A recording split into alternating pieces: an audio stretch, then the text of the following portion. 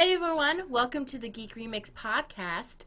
My name's Mari. And I'm Stacy. Welcome back. It's been like 4 months or something. Forever. And the very first piece of news is that a Katamari remake for the Switch is coming out, and I'm really, really excited about it because Katamari is one of my favorite games, and every time I stream it, people go, "What game is this?" And I get really irrationally upset that more people don't know. That people don't know what this is. To the point where I think I'm going to make a history of the Katamari. Na na na na na na na na na na na. It's a really good soundtrack. It's such a good soundtrack. Mm-hmm. In fact, I kind of want to play it in the background of this podcast. It slaps, and it's totally okay because we won't get copyright things. So I'm just going to put Katamari soundtrack. And we'll put that on quiet. And then, yeah, nice and quiet. It's nice and quiet. Even quieter. So you can all enjoy that quietly. And it'll also cover up the background noise. So, okay. I love Katamari Damacy. It's basically you play as the emotionally abused child of the king of the galaxy and king of the universe or whatever. And he just tells you, like, it's your fault that I accidentally broke all the stars, so now you need to go to Earth and roll up balls so it can turn them into stars and planets. Mm-hmm. And then if you fail, he berates you emotionally, and then you have to try again. But there's, like, this nonsensical storyline to all of them, and I really love them. It's coming out December 7th, so, number of players, 2 players simultaneously. That's new. But so I think this is a remake of the original Katamari Damacy from what I know. But it's great. And he sucks you up with a rainbow when you're done with levels, and it's nothing wrong with it. The soundtrack is great, and everything is good. So.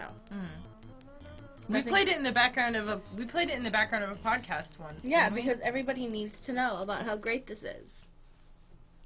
You want to listen to the music? I'm seeing if the music is playing. Yeah, it's slapping in the background. Don't worry, it's there. Okay.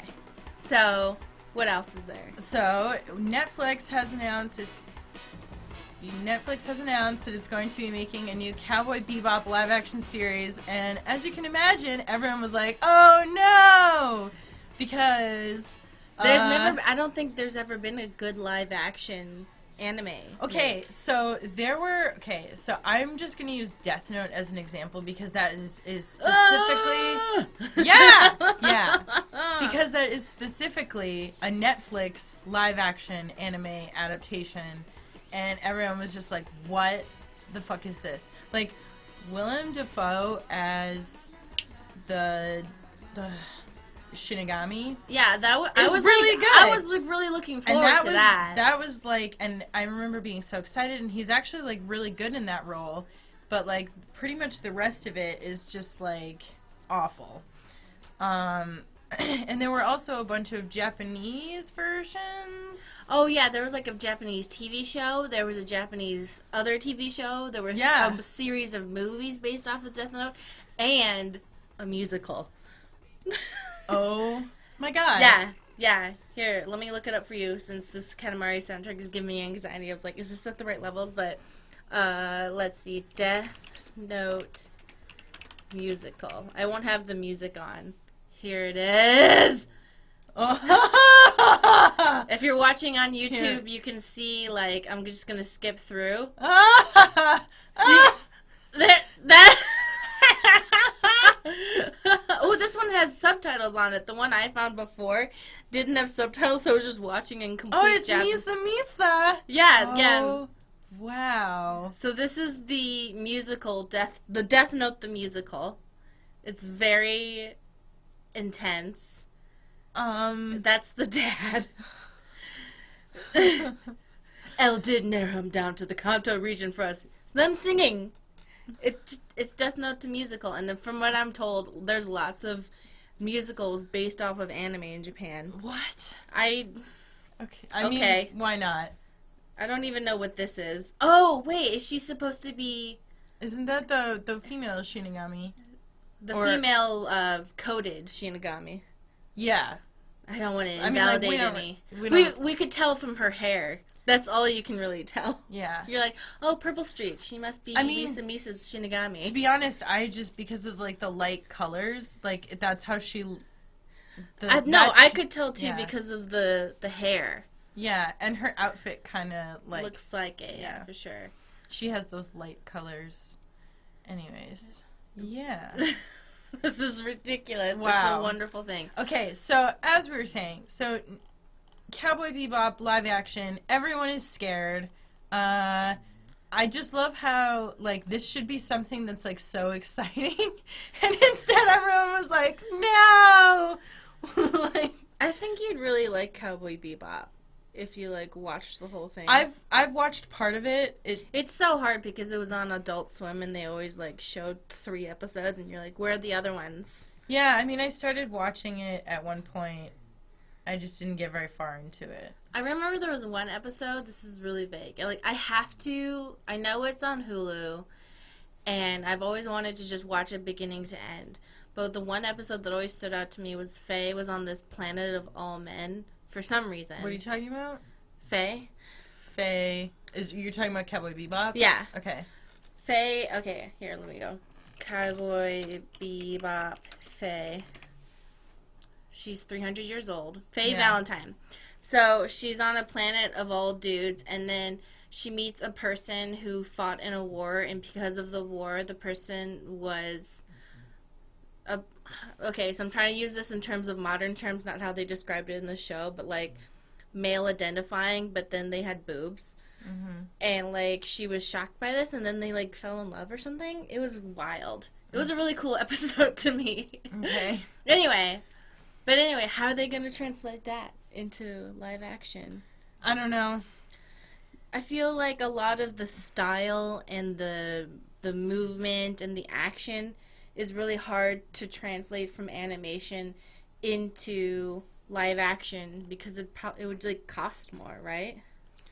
I mean, and also one of the issues is that with anime, you just get things that are so, like, off the wall and, like, not practical to translate into live action. Yeah. You know? I know that for Death Note, there was... in my opinion, from what I saw of the Death Note live actions, that was not Netflix and it wasn't whitewashed, is they were basically, what if we put all the fan fiction ideas into the live action ideas, and so then all the fans were like, yeah, I would like a version where Light secretly does love Misa, like, stuff like that. I don't know. I didn't watch the Netflix version of Death Note because they just changed too much, and then Misa was suddenly, like, just an alternative goth girl that nobody... So, the issue that I end up having with a lot of there's a couple issues that I end up having with the live action versions, which is, one, that they tend to make Light into, like, an angry loser, which, like... I'm not saying that there's anything wrong with, like, not being popular. I more mean that, like, his character is supposed to be, like, conniving and, like, he's the top of his class. Like, He's an anti-hero in the most literal sense. Well, they change his character completely so that he's more relatable to, like... Dorks. And I'm like, no, I don't want to be weak. Well, it's not how the character is originally portrayed in the anime. I think the mistake people make when Americans try to do with the Netflix remake and stuff, and even with the Japanese remakes and stuff, they do try to make him more relatable to dorks. But I guess they're trying to make it more relatable to mainstream audiences, quote unquote, without giving people the chance that maybe mainstream audiences do want somebody who really is that different. Well, what they're doing is they're making him more into the type of person that you would think would become, like, that, like, murderer You know what I mean? In the media, you always see they're like, he's a lone wolf, like, he didn't have any friends, blah, blah, blah, so he murdered people. And that's not really how Light is in the original anime. In the original anime, it's like, he has everything going for him. He could have anything he wants. And then he one day, like, just gets this notebook and decides that he should be God. Yeah, which I think some people talk about where, like, I saw a post on Tumblr. I know, it's like a post on Tumblr. Edgy. Really, like, newsflash. But someone was like, in real life, a lot of people who are evil are the people who've lived the most privileged lives because they have no concept of what it is to be on the receiving end of something that they're doing. Mm-hmm. And I thought that was interesting. But also, one thing I really liked about Light's story arc is he starts off as a genuinely good person. And he's given this power. And he goes from, like, a good person to literally a murdering monster, and so quickly, because I thought that was a really interesting concept of how, like, absolute power corrupts all absolutely. Mm-hmm.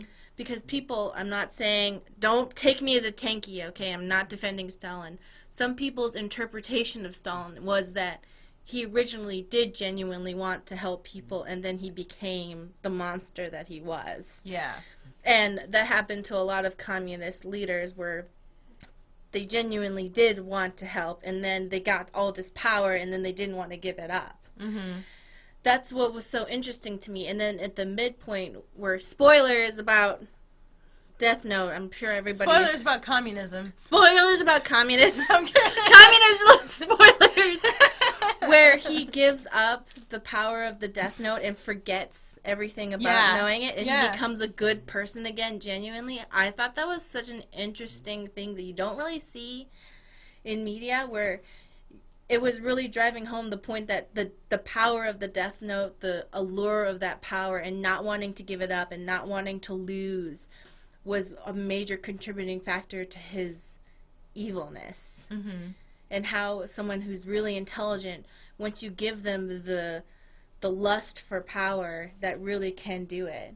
Well, you don't even give him the lust for power. You just give him the power. And then he doesn't want to give it up. Yeah, and then it corrupts, and he decides that... It's like that whole, like, could I be God? Should I be God? Am I God? I'm God. It was so quick, too, because he was like, I don't want to use this, like, as a joke, because what if it's true?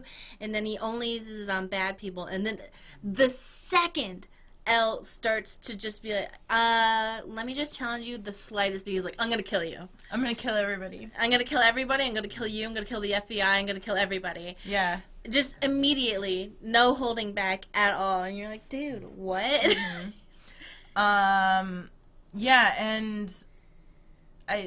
with the live action, I feel like that's why everybody's so afraid of the Cowboy Bebop, because one, it's really hard to conceptualize how they would translate that to live action. I really think you should watch it beginning to end, because it's basically Blade Runner anime. Yeah. But in space.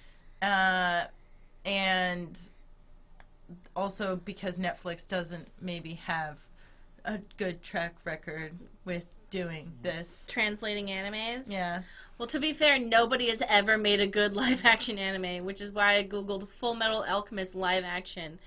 This poor kid with a wig on. Wow. The worst blonde wig in the world.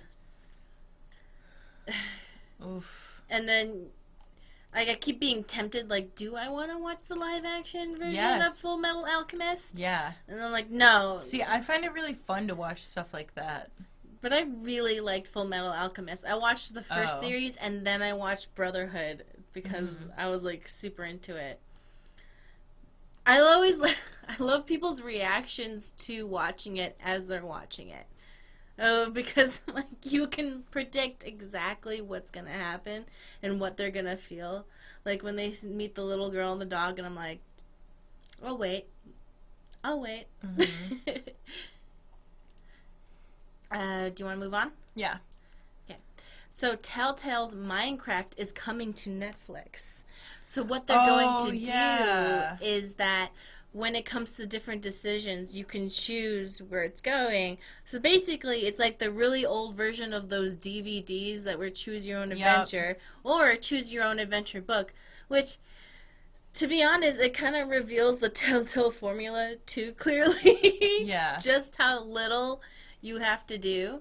But at the same time, I also appreciate it as something coming to Netflix, as something fun for kids, and it might be fun for older adults too. Like, can you imagine like a scary thing, but not through the same kind of idea, but like for Halloween, and then it's like, what are the characters gonna do now? Oh, and you mean can I imagine Until Dawn? Yeah, you know? I mean, that's pretty much what Until Dawn is. Until Dawn is just make a go this way or that way. Like, try to go out the window or go through the, Yeah, except this is a lot more accessible to people who don't have But what I mean is that, game like, machines. that is the horror movie aspect that you're talking about. Yeah, I so think they that could would take be that fun. and make it... And it would... Or a romance story on Netflix. And it would finally allow viewers the ability, like, when you're like, oh, don't open the door, you idiot! You don't open the door. But then you have to open some other door, So I really think it would be really fun if Netflix explored this with romance. That'd be fun. Horror, because then you imagine House on the Haunting of Hill House or whatever, and doing something along those lines with that idea. Don't change Haunting of Hill House. That was good, but I think that's a really interesting idea for Netflix to explore. Mm-hmm. Well, they're trying to. I think they're trying to. The benefit that Netflix has over a medium like live television, like Netflix can do something like this because they can put, like, when you're streaming it, they can put up the whole thing and then somebody can, like, play through it. If you're watching this on live TV, like, you can't. What, you vote during the commercial breaks? Like, yeah, it doesn't. It doesn't work. And then, Or, the best way you could have used to be able to do it was, like, with a DVD or a VHS by rewinding, or really go OG analog with those Choose Your Own Adventure books. Yeah, go to page such and such. Yeah, so this is basically, I think it's a great idea. Mm-hmm. I think it's really fun. I think it'd be really great for kids who don't have access to game consoles and stuff. Mm-hmm. So that's fun. Let's go to your story. Okay. And in more anime news, a Blade Runner anime series is being produced by Adult Swim and Crunchyroll. Which I trust more. I trust live action to anime more than anime to live action. Well, you've also got creators of Cowboy Bebop and Ghost in the Shell Standalone Complex and Appleseed are all on board for this. Then because all those people are like, we've been to the future in our minds. We know what to do. Yeah. So there was previously like a short anime episode. Here, you keep skipping around, so I can't read it. Oh, I'm sorry. I didn't know you were reading it. There was previously the 15-minute prequel anime episode to Blade Runner 2049, which was Blade Runner Blackout 2022. So this anime series is going to be... It says it will include some existing Blade Runner characters and that it takes place in 2032, which sets it 17 years before Blade Runner 2049, which is the new one that just came out. A 10 year... Okay, yeah, this is a lot. So when Blade Runner Black Lotus does air, it'll be shown with an English dub using Adult Swim's Toonami programming block, and it will be subtitled on Crunchyroll's streaming service. So... Guess I have to sign up for Crunchyroll. Yeah, Crunchyroll makes it kind of easy to just like pop in and out. That's really annoying is because I have a subscription to Funimation because they put the effort into bringing English dubbing to anime because I really like watching anime with dubbing. I know I'm a plebeian swine, but that's what I like. Well, I mean, But then they got rid of the one show that I wanted to really watch over and over forever, The Ancient Magus' Bride, and now it's only on Crunchyroll, but it's not in English, so now I have to buy the Blu-ray. Yeah. sucks. I mean, so I don't. There's pros and cons for me of both. One of the things I like about dubs is that I can watch without having to be staring at the screen the entire time reading subtitles, because I find it really hard to pay attention that much. Yeah, I want to be able to at least look away for 1 second. Yeah, without completely missing the thread of the story. And also you're staring at the bottom of the screen the whole time. Yeah. Instead of appreciating all the art. Yeah. However, one of the things that I really enjoy about watching things with subtitles is that sometimes I feel like depending on what you're watching, you may feel like there's more flavor, you know? Like, especially if the voice acting is really good. Like, you can tell when it's like, when the voice acting adds to the experience, even though I can't tell what they're saying. You know, because, like, I mean, I've watched stuff in languages that I do have a better understanding of, like French, for instance, and I'll still have the subtitles, but I try to, like, listen to the voice, to, like... What's happening? To what's happening, because then, I don't know, I feel like you just get... I think with, like, Studio Ghibli movies and The Ancient Magus' Bride, a lot of it comes from the atmosphere, and if I'm focusing too much on the subtitles, I'm missing so much of the atmosphere that I really enjoy. And I just really love that anime. I want my boyfriend to be an ancient, horrible monster that has a skull for a face, basically. And everyone's like, wow, the premise sounds really creepy. I'm like, it's not what it sounds like, I promise. It's not as creepy as it sounds. AJ smells like tortilla chips. That's what dogs smell like. Did you ever hear that dog feet smell like Doritos? No. Smell his foot? Yeah. Yeah, they smell like Doritos. You know what? 'Cause he smells like corn chips. If you smell your dog at home, if you have a dog at home. If you have a dog, grab them right now. Smell their feet. Do they smell like Doritos? Huh. Yeah, dog feet smell like Doritos. It's a universal truth. Unless they're puppies. Puppies usually smell like nothing because they, usually babies and puppies and any sort of animal that's like a young animal usually has a neutral smell so predators can't pick up on them. Then they get older and they smell like Doritos. And they smell like dirt. And Doritos.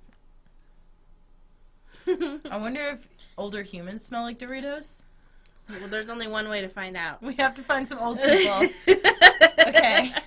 Excuse me, can I smell your feet? Oh, why?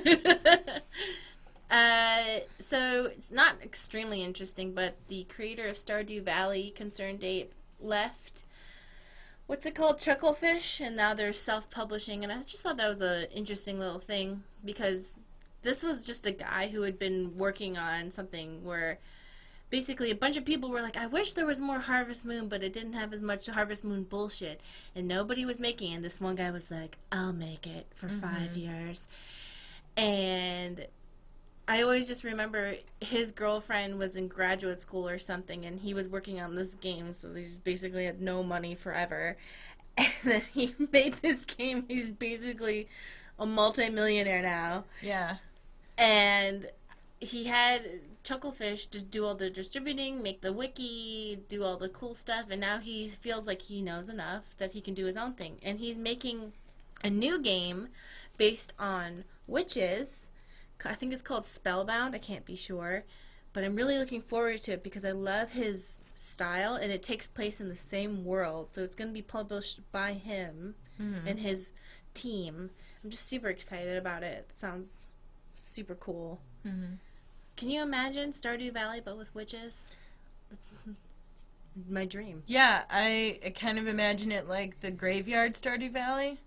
Yeah, but witches. But witches. Yeah. It's supposed to be, I think, at a witch academy. It takes place on the same planet, but that's cool to me. So, Red Dead Redemption is in the Red Dead Online beta has been out for 2 days. Yep. And as of recording this, as of the making of this article, and people are complaining that everything's too expensive and that beans are basically worth more than gold rings. They fucked up their economy. Well, here's the thing. Maybe they didn't fuck up the economy. They just fucked up with the economy in the way that players don't like. Because beans, obviously, you eat them. Gold rings, You don't eat those. Yeah. But so you eat the beans, and Then the beans are gone. they basically made it so in order to maintain your player and your horse, because you have to feed your horse and you have to feed your player. Yep. Player character. And yourself in real life. God, everything costs money. Basically, you have to do all these missions just to maintain your existence in the online This beta. sounds way too much like life. I know, this is fucking You bullshit. have to do all these things just to stay alive. I know.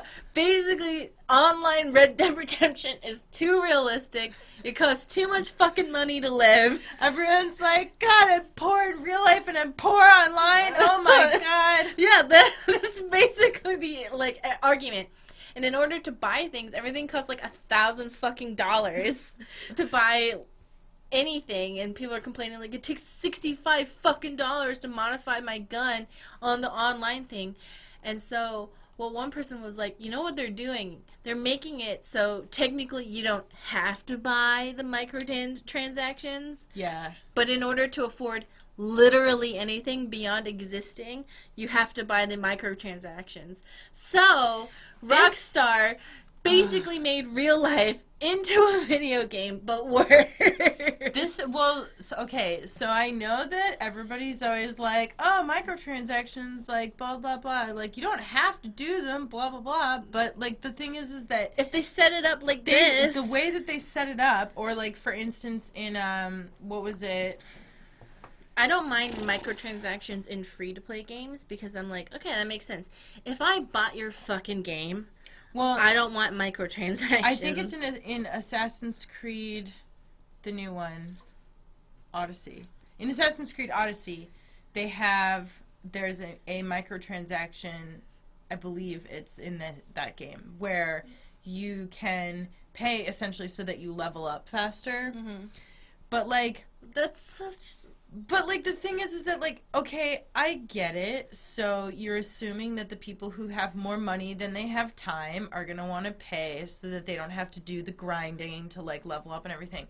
But that that means you made the game grindy. Yes, that's what I'm saying. On purpose. What, like, the problem with, like, a lot of these, like, microtransaction things is that it means that, like, the way that they constructed the game is to be a bunch of grindy bullshit that, like, they didn't focus on, like, they could have spent that time,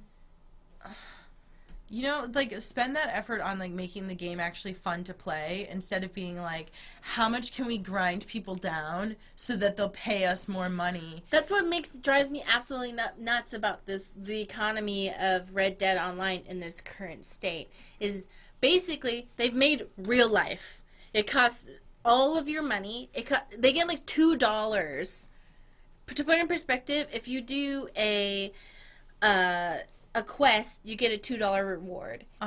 And then you loot bodies, and you get whatever, however much. And so you only make enough money to feed yourself and your horse. Not enough to save up. Especially not enough to save up to get a $900 shotgun. And some people are being like, playing 1.5 hours a day was not enough to save anything. Yeah. So it's... the economy is stupid. Dutch, probably. It's the economy, stupid! And oh, God. I just think if you're going to set it up that way, that's fucked up.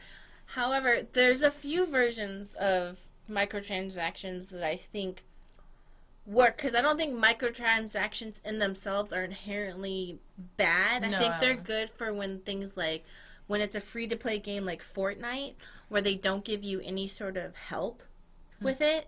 That's good. And, like, that's in order to support the game, and it doesn't give anybody any sort of edge over other people. Yeah. It's, like, cool skins. And then in World of Warcraft, they have it set up so that you can buy...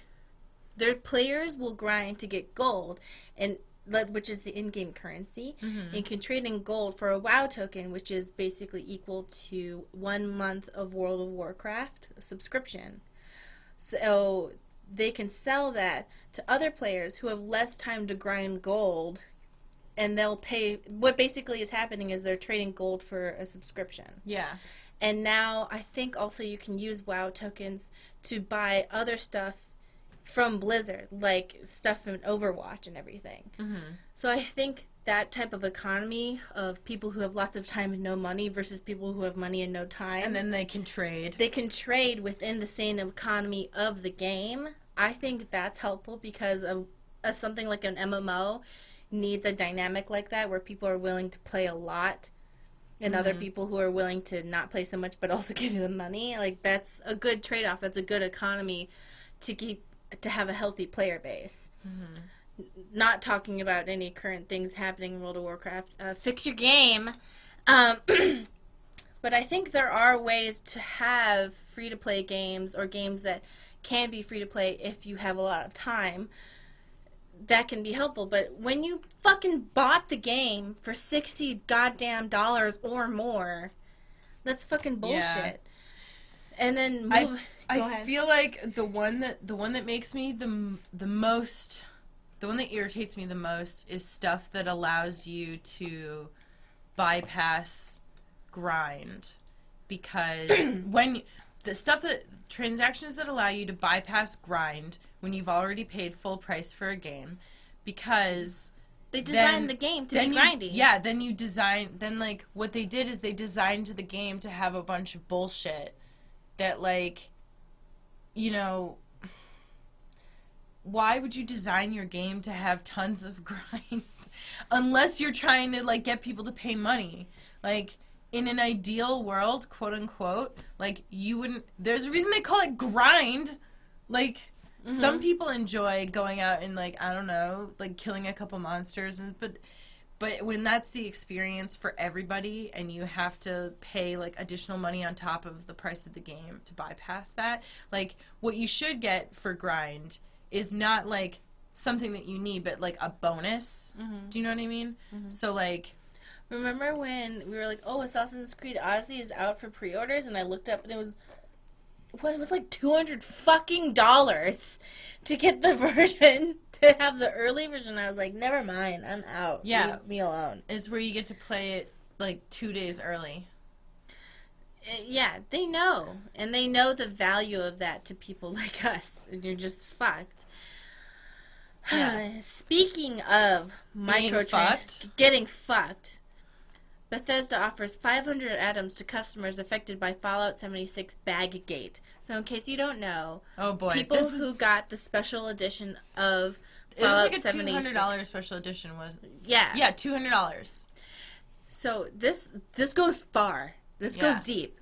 But on top of that, just the fact that there's microtransactions in Fallout 76 in a full-price $60 game, and they're like, oh, all future DLC is going to be free, they'll be paid for by the microtransactions. And I'm like, okay, well, your game fucking sucks, so I know what your deal is about. You're not going to make any goddamn DLC. Yeah. Well, that's like, you know, you're giving people the promise of, like, something that may not even happen. You know? Like, oh yeah, you'll get free DLC. I don't care about, like, you know? Like, you could end up producing nothing. Or stuff that's not even very good. Or stuff that people don't want. Exactly. But anyway. So, there was basically a $200 special edition of Fallout 76 that it was supposed to include a canvas duffel bag. And a helmet that you can wear. Yes. People haven't really been complaining about the helmet, but this is literally a trash bag. Yeah. It's so cheap. I'm pretty sure, you know, factory cost of this is 15 cents. Yeah. But here's where it goes even deeper. Okay, so people email being like, what the fuck? And so they offer 500 atoms for the in-game shop. Which is the in-game currency, which gets you, like, nothing. It gets you... like a plant. It doesn't even get you enough to get the skin that has the canvas bag. There's a skin in the game that has the canvas bag, and it doesn't even... which is 700 atoms. And you only get 500. 500 isn't enough. 500 atoms gets you, like, a door and some potted plants. Or, or one lamp. It's the design for it. You still have to fucking get all the parts for it. To craft it? To craft it. Sweet.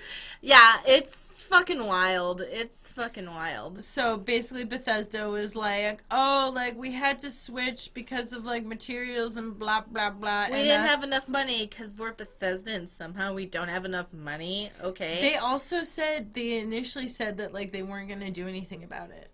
Like when people wrote to them and they were like, hey, like what the heck? And they were just kind of like, oh yeah, sorry. Oh yeah, this is the only one that has a canvas back and you can't get it. And guess what? Here's where it goes even deeper. Ooh. So Bethesda, of course, flew out a bunch of influencers, and guess what they gave them? Did they give them canvas bags? Yes! They gave them canvas bags! Oh my god. That's right. They gave them free canvas bags. Now... Filled with merch. For free. Wow. Flew them out for free. Gave them all this stuff for free.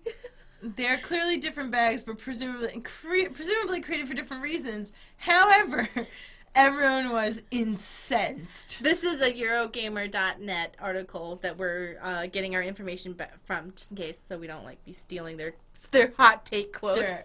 Yeah. But notice that goodie bag unboxing videos by content creators and influencers on YouTube include a Fallout 76 canvas duffel bag swag that was given away at a Fallout 76 event in October. Sweet. So they did not have enough money to make canvas bags for the people who paid for them. But they did have enough money to make canvas bags. That arguably that's a nicer canvas bag. Yeah.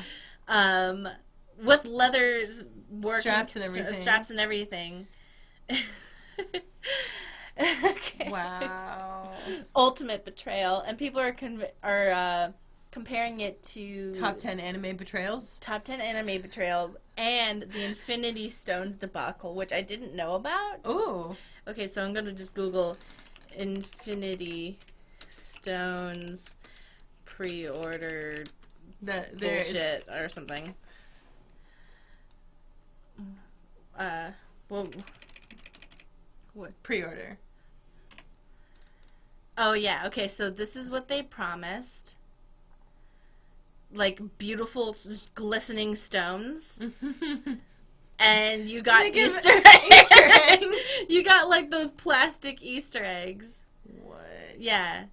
So fans that purchased a Marvel vs. Capcom Infinite's $200 collector's edition bundle not only received the latest in blah, blah, blah, collector's items, blah blah blah, statues, promotional images showcase statues alongside one other edition, a decorative case housing 6 Infinity Stone replicas. The bit about dynamic replicas has those who pre-ordered scratching their heads a bit, as what they got was really not expected. Based on the promotional images, they're expected to be 6 vibrant, precious jewels.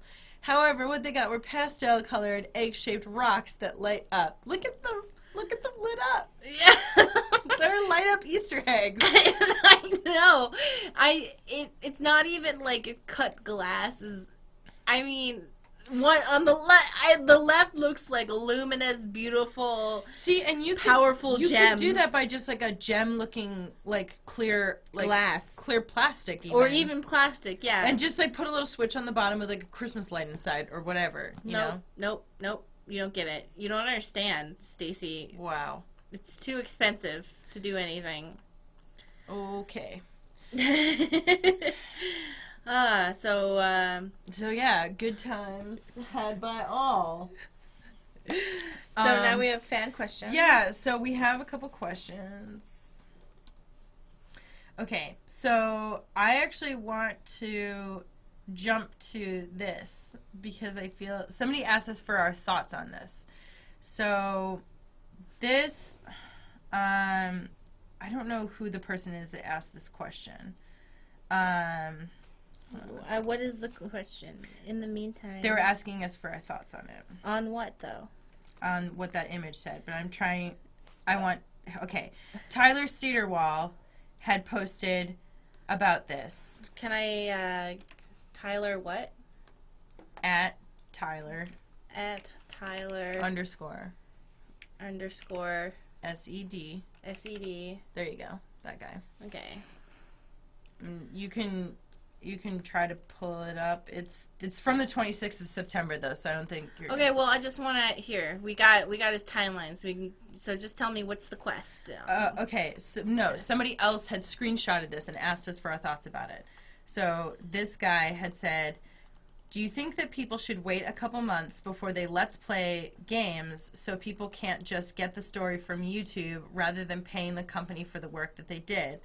Do you think people let's playing strictly story-based games the day they come out hurts their sales?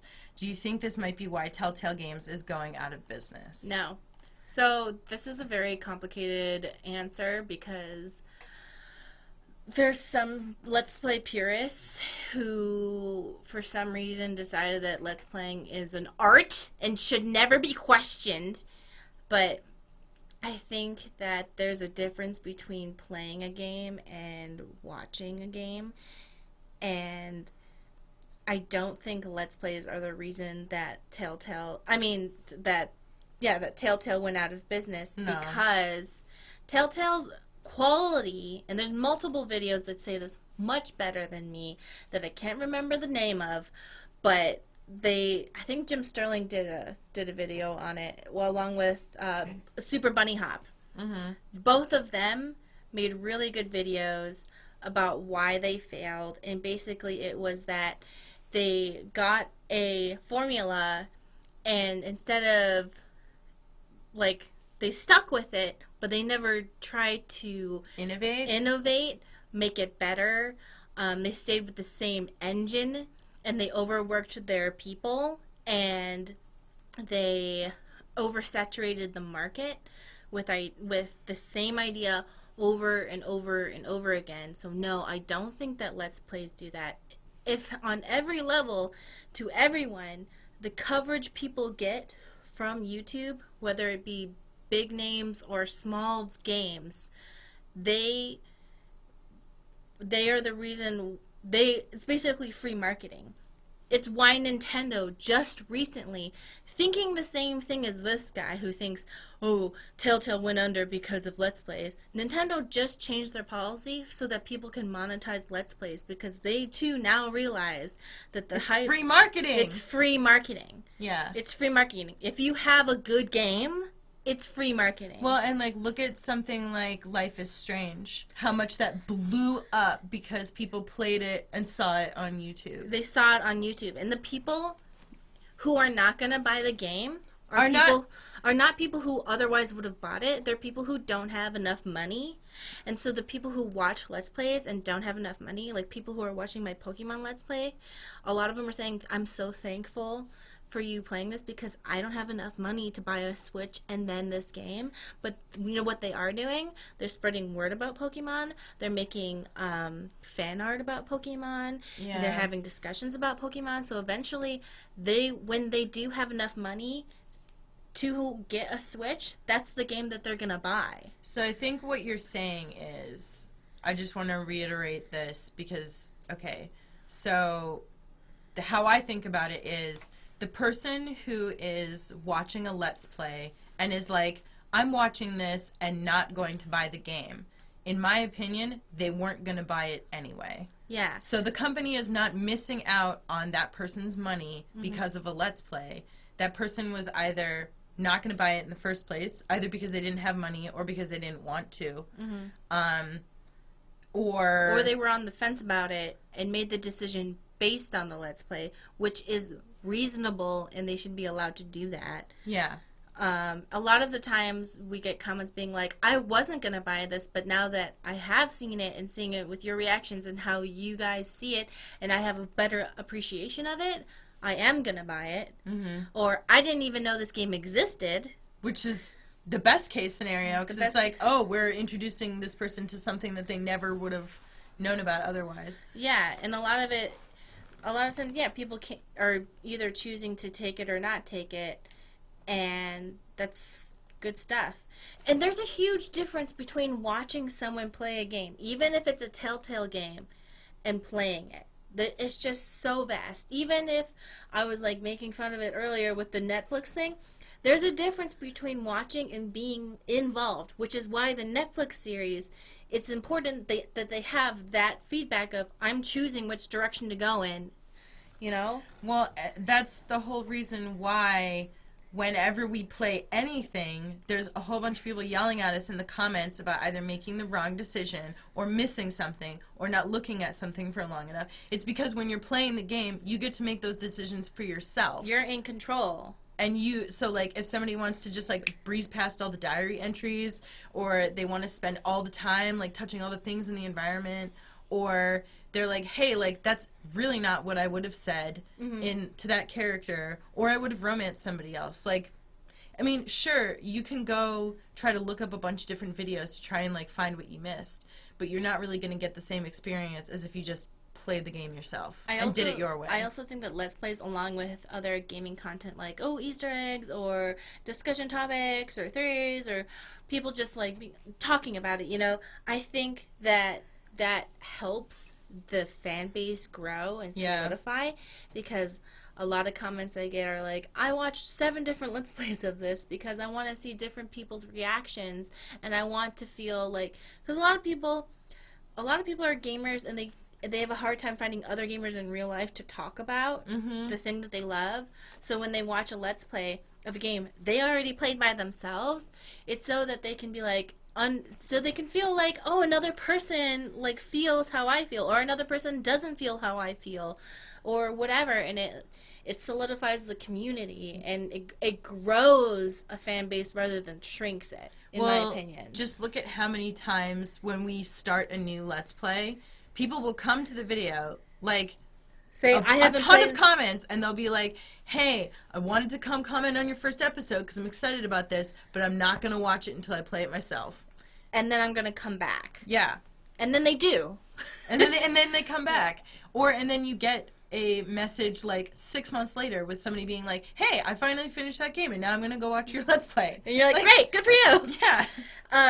And I also think, definitely for people who can't afford the game, it still brings profit to the game, because even though they might not be able to spend the $20 or the $40 or the $60 in the game, maybe one day they'll be able to buy the comic that comes out because they love it so much, or they'll be able to buy a t-shirt or whatever, and they make fan art and they make fan fiction, or they talk about it, and that all is valuable. That's free marketing.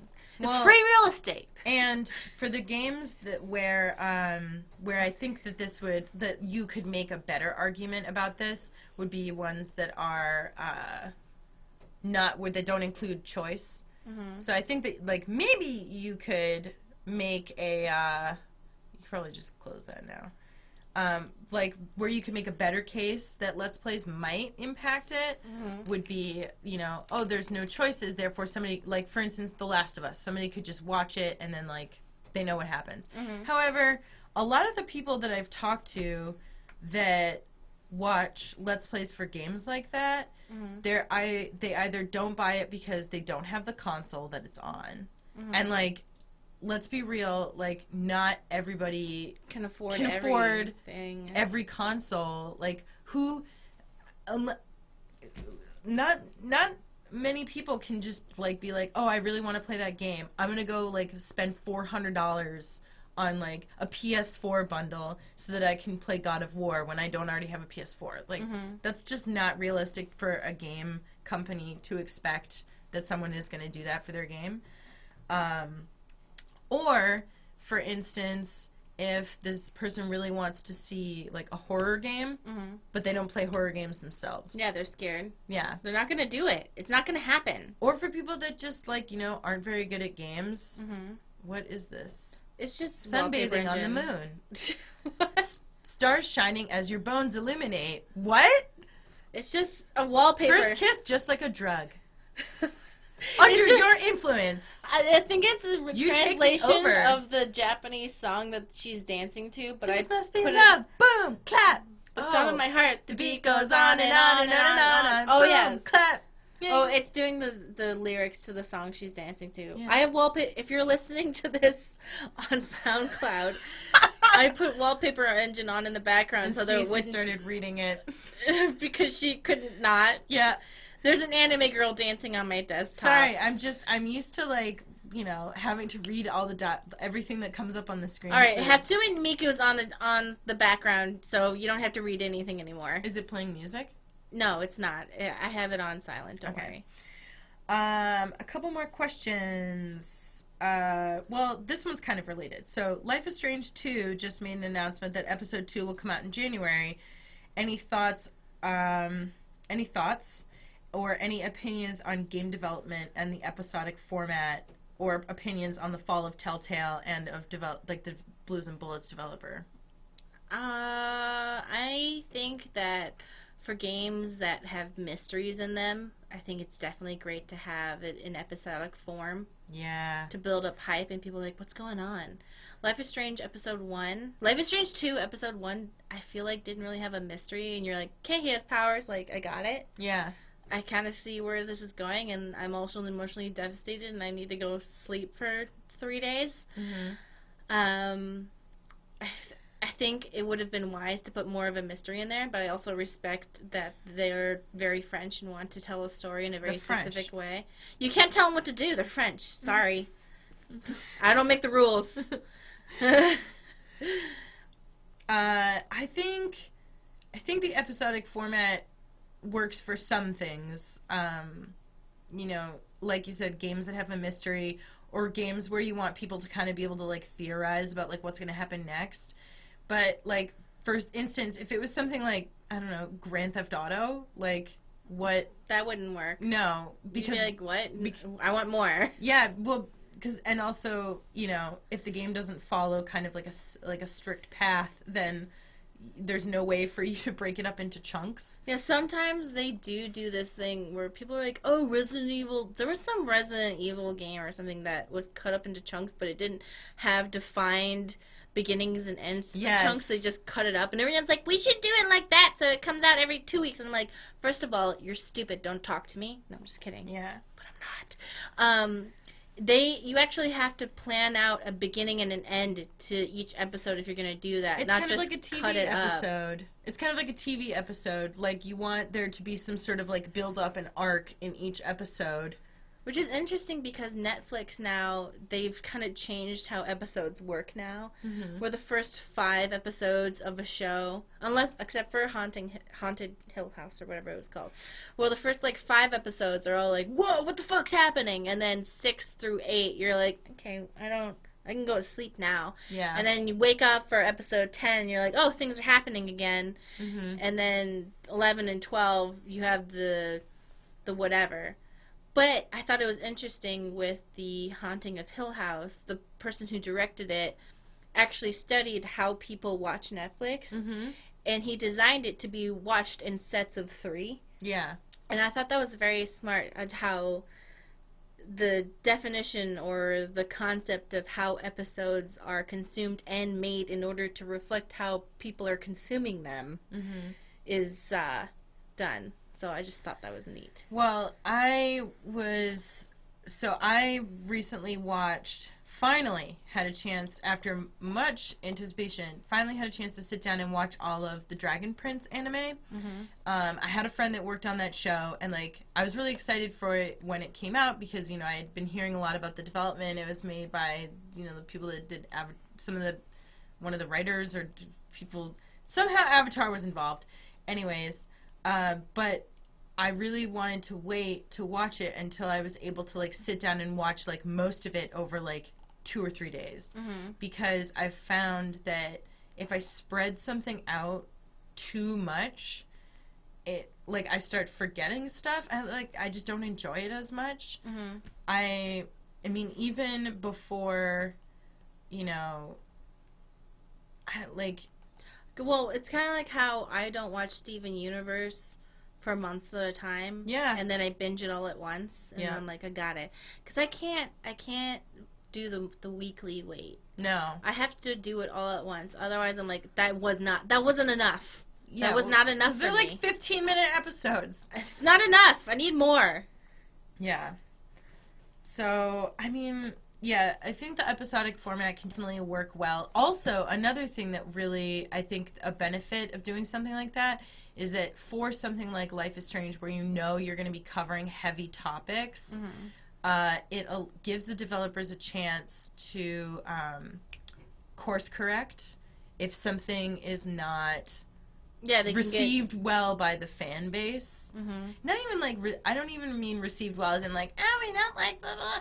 I mean like if something, you know, if something happens in the game and people, like, it makes people upset, because it's like, sometimes you can see stuff like that coming. Other times, you might not. You might have a blind spot, and you might, like, people might play it, and they might end up with a totally different experience than what you intended. It gives you the chance to be like, oh, in the next episode, we need to make sure. I feel like they did something like that with the original Life is Strange. There was something that in, like, a later episode... No, because people are like, Chloe was being mean to Kate because she didn't psychically know that Kate was upset. And then later Chloe goes, I didn't know that Kate was upset. Sorry about that. And everyone's like, how come people are not omnipresent of other people's emotions? I'm like, I don't know. That seems weird that you would not realize that. Yeah. That other people don't know other things. People can't magically know everything. Yeah. What would you like to see in Super Seducer 3? Lesbian seduction. That'd be fun. Or not lesbian. Woman on woman. Or woman seduction. But, like, horribly done, so I can laugh. I feel... More of that female character. More of that actress? Female actress. Because, not to say that What's-His-Face was doing it wrong. It's just that he didn't commit to the bits as much. Because, to be fair, he's not an actor. But she was great. She committed to the bits in a way that he wouldn't. So I'm not saying, like, men are better or women are better. I'm just saying that she just was a better actor than he is. Well, there was that one guy. There's also that other guy who was also more, like, he was he committed more, He was a comedian, so he was also more committed to the bit, I feel like. I would really like a passive-aggressive, like, insult to Stacy and I. I was kind of upset. I know. I'm like, where's my passive-aggressive, like, death threat?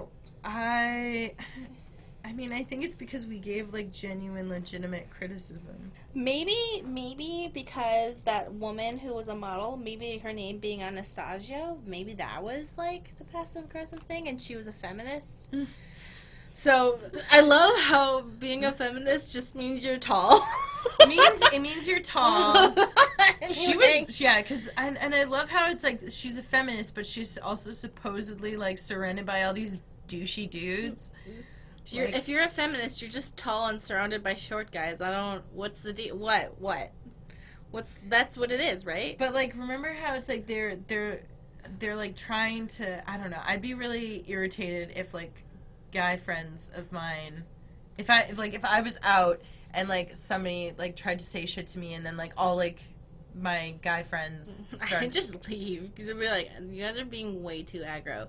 Yeah. Because I'm sure every woman or girl who's ever played online games and you get, like, a group of friends and then the dudes start getting super aggro for no reason. And you're like, I'm just gonna, like, leave.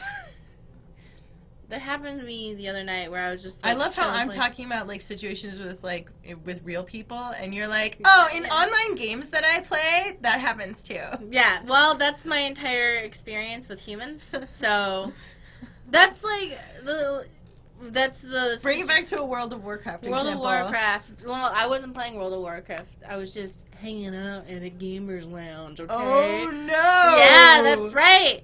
And I was just, like, chilling with my friends, and, like, one person made a joke, and I was like, oh, that makes me uncomfortable. Like, don't. Yeah. And then everyone was like, yeah, man, what? Like, why you got... I was like, guys, just, like, I'm leaving. You guys, relax. I can do it. But for stuff that I would actually like to see in Super Seducer 3, I feel like... So... One of the things that I noticed when I was thinking back on, like, like, both of those games is that so much of it relies on, like, you are in a real life situation trying to pick up a stranger, and I don't know that I've ever really tried to do that. Like, maybe, like, a while ago. But I feel like, I mean, I don't know, do other people do that all the time? Because I feel like, for me, what's more likely is, like... It happens to me on public transit. That's it. Yeah. It happens to me.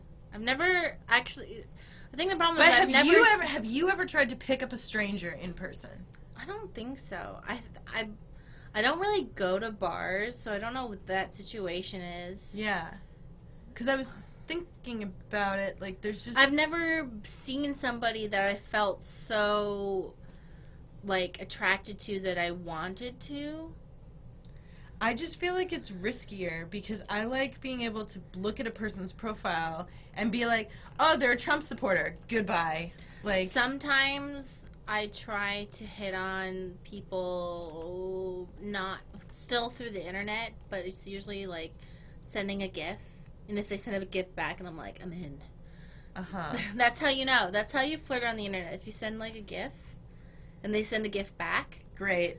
That's flirting. That's how you know. Wow. I don't, you know what I don't You're like one of those dudes who's like, there's two Y's. We're onto something. It's true, though. Hey with two Y's, that's how you know. But if there's a hey with three Y's? That means she wants the D. She wants it. We're talking about a scene from American Vandal. I actually was talking about real life because that's like a real thing. People think. No.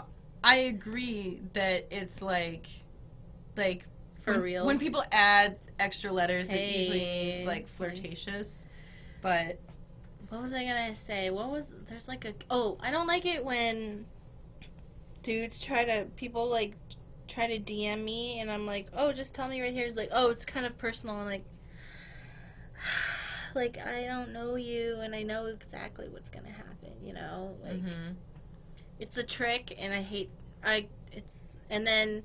They're like, I just want to hang out. You're talking about when people are like, oh, like, I want to talk to you about something. It's personal, and it really just means I want to try to pick you up. Yes, and then I'm like, listen, I'm, like, not interested. Like, well, I wasn't even trying to do that. So you want to hang out? I'm like, no. I'm not trying to do that. I'm not trying to do that. Do you want to hang out? And I'm like, I don't want to, like, do that. I'm not trying to do that. Why would you even think that? I want to be there for you, and I want you to come to me with your what? Like, what? Yeah. Like, what's happening? Like, the gaslight flirt, I guess I would call it, is, like, not my thing.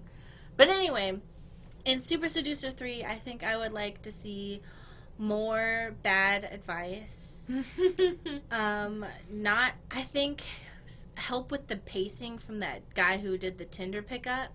Because I could tell he tried. Yeah. He tried. It's just the pacing. I was like, dude, like, you're taking forever.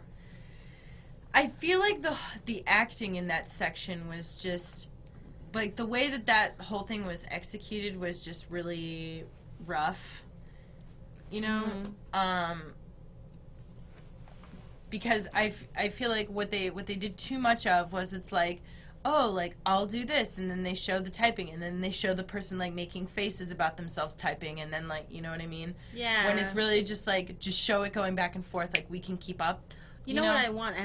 I want, like, situations where he has to seduce his way out of being kidnapped. Or seduce his way, like, he's a super spy, and he has to seduce his way out of a situation, you know? I think it would be really cool if it was like, you know... Just really go for it. Super Seducer 3, you seduce your way through Congress, or, like, you need to pick up a lot of spy scenarios. No. I was going to say a spy scenario, like, that classic, like, there's the villain, and you have to, like, seduce the villain in order to, like, save the world. Yes. Yeah. Ooh. This villain has you. They're doing their, like... monologue? Their monologue, and you have to seduce them into letting you go free. Yeah. But you also still have to follow up on the sex, because then, you know... Well, yeah, you don't want to be a tease. You made promises. Yeah, you made promises. And then you end up with the supervillain, and then you become a supervillain, too. Because it's cool. Yeah, stuff like that. I want things where... What else? Ooh, you have to seduce. Like, you're robbing a bank, and the only weapon you have is your seduction. Mm-hmm. Yeah. Or like you're held hostage or something, and you're like, I have to, like, find my way out of this. Yeah, I have to seducing your way out of difficult scenarios. That's what I want to see. Super Seducer 3 should be. Yeah, and how to pick people up on Twitter. I want to see that cringe fest. So, last question, is there a game that you rage quit for a minor reason?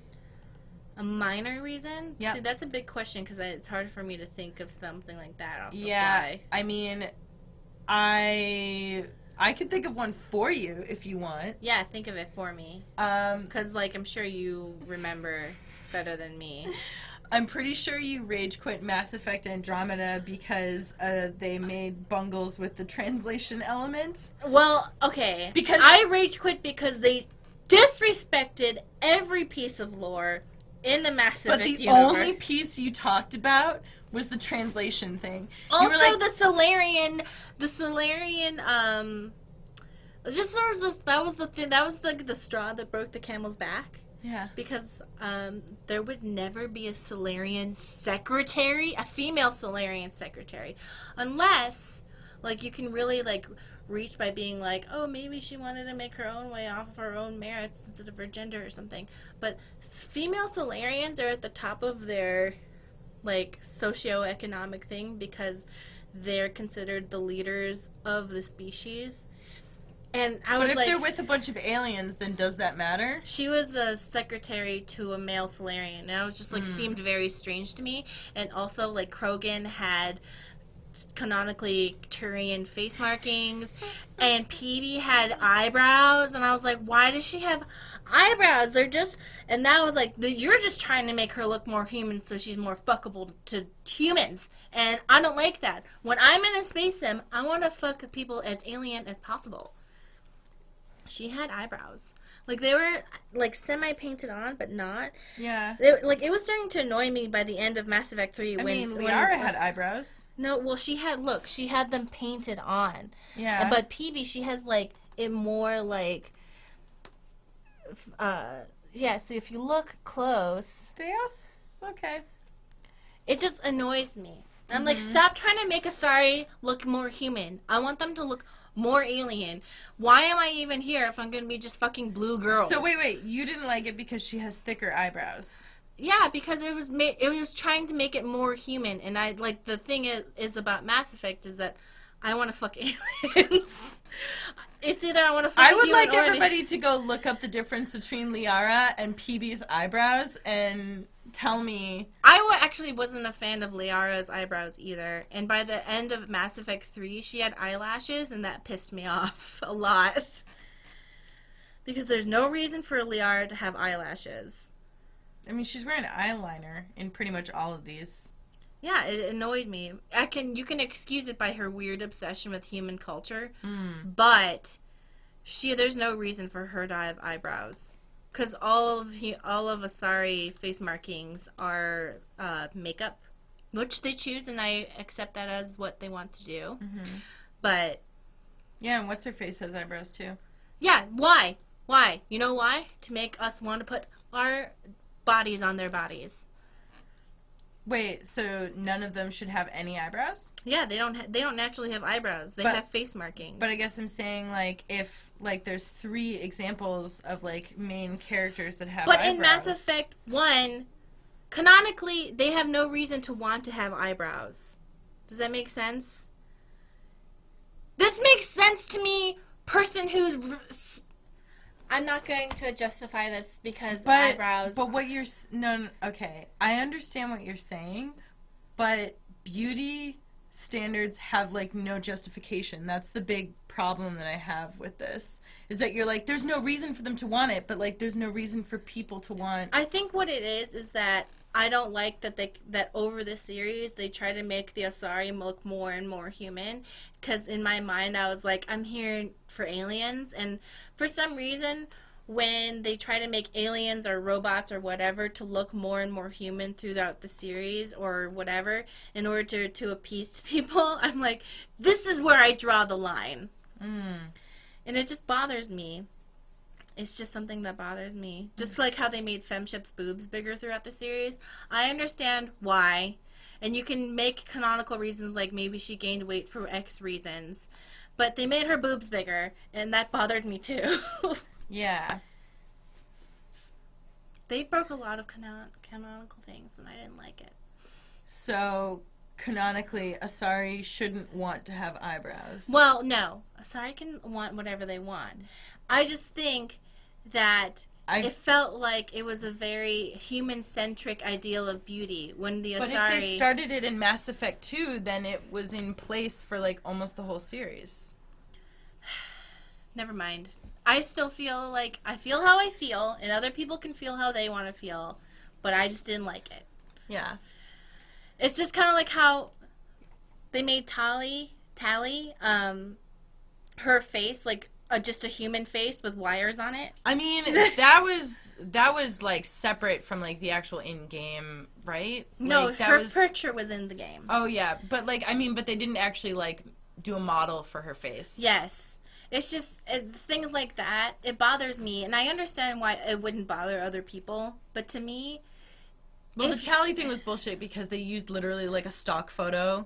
And put lines on it, and yeah. I feel like that's a little different than, like, you know. The thing that bothered me about that wasn't so much the stock photo, but it was just the fact that they basically took a beautiful human woman and put lines on her face. Mm-hmm. And I think the allure of Tally was that she was a truly alien person, to me, at least, even though she's got bumps even and though the body, she's human body. Yeah. The concept of it, you know... Like, you don't know what she looks like, and what would she look like, and... yeah, I mean, she could have a Sarlacc pit down there. We don't know. Yeah, exactly. That's what the thing is. And the romance was, we're syncing our suits together to make our germs line up. And I was like, that's so specifically romantic that I like it. Mm-hmm. And then they made her face very human, and that just kind of bummed me out. Mm-hmm. So... Which is why I like this one anime where a guy falls in love with a 10-story alien that has a tentacle that he talks to. And I was like, that's true human alien love. Yeah. I don't know that I have ever, like, when stuff like all the stuff that you're describing, like, when stuff like that happens in games or in shows, like, it just doesn't, like, faze me as much, I guess. And that's okay, but to me, I think what it is that when people fall in love with quote unquote monsters, you know, the whole genre of like monster boyfriends and girlfriends, mm-hmm. I want people to like really fall in love with a monster, which is part of the reason why I like the Ancient Magus' Bride. Because he just literally has a wolf skull for a face. Yeah. And then there's a moment where he puts on, like, glamour, and she's like, I don't like it. It looks weird. Yeah, I understand what you mean. But, like, the way you phrase that is that, like, you want other people to do what you want them to do. No, it just bothers me. And you're allowed to not agree. No, it's not that, like, I guess when stuff happens... And it's kind of like when stuff happens in movies and I'm like, oh, like, that's dumb. Or, like, a character isn't the way... Like, I'm just kind of like, that's stupid. And then I just move on. Like, I don't know. I feel like that stuff just doesn't really get to me. Stuff usually that gets to me, like, with games is, like, usually, like, mechanical stuff. But, like, I usually quit so far, like, before the point where I'm actually, like, rage quitting. I think I'm allowed to not like things for story reasons and not want to continue to do it because I feel like... No, I didn't say that you couldn't. Okay. Well, I feel like... I'm just saying that that's not how I think. That's all. Yeah, but before you said I'm not allowing other people to not want it. But I said that, like, it's okay. That's not what I said. Okay. That you the way you phrased it was that it bothers you that other people don't think the way you do. No, it bothers me that they create these things and then they slowly make them more human. I guess that's why the reason I didn't like the storyline of the Geth from Mass Effect 2 to Mass Effect 3 is that they changed the storyline from the Geth love being who they are and being different. And then in Mass Effect 3, it was taken over by a different writer. And it's like... And then they suddenly went from we love being who we are and we don't have any desire to be like you and we feel like we're valid the way we are, to we want to be like you and we feel the only way to be valid is to be like you. Mm-hmm. And I guess that's the same feeling I get when they slowly make characters or species or things like that slowly more human, in that they don't focus on the fact that being different is cool and good and can be beautiful in its own way. Rather, but in order to get people think, like sometimes like writers think that in order for the audience to be more accepting of this very different species, you have to make them more human, but maybe you can just make them appreciate what makes them different. Mm-hmm. That's what I get bothered about, like the Geth thing and stuff like that. Like, the Geth didn't get the same kind of treatment as the Rachni, because it's almost impossible to make the Rachni human-like because they're giant psychic bugs. Yeah, and so they were just like, they died. They're giant psychic spiders. Yeah, giant psychic spiders, so they're like, and the Rachni died. Whatever, who cares? Yeah.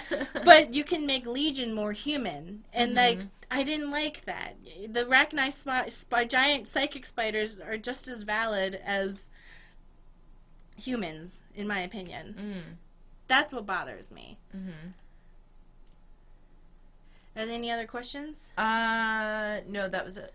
All right. So, you guys ready? Are you ready to say goodbye? Yeah. All right. Goodbye. Bye.